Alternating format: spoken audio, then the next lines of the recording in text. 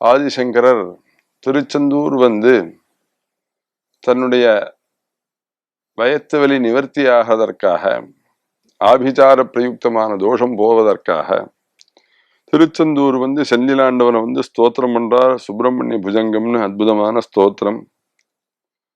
இந்த ஸ்தோத்திரத்துக்கு ரொம்ப மகிமை. ஒவ்வொரு ஸ்தோத்திரத்தையும் சொல்லி சொல்லி முருகனை வழிபட வழிபட முருகனுடைய சாநித்தியம், காருண்யம், அனுகிரகம் நமக்கு கிடைக்கும். அற்புதமாக ஸ்தோத்திரம் பண்றார் ஆதிசங்கர பகவத் பாதாச்சாரியாள்.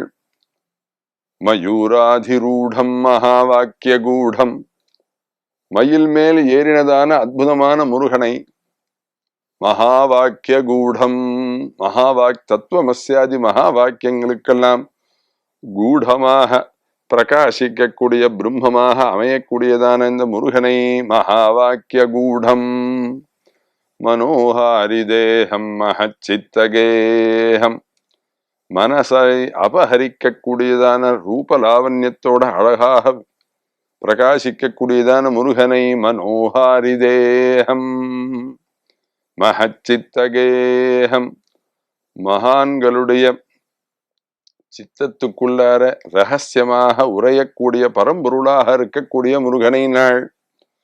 அடுத்தது மகாமஹீதேவதேவம் மகாவேதபாவம் மகாதேவபாலம் பஜே லோகபாலம்.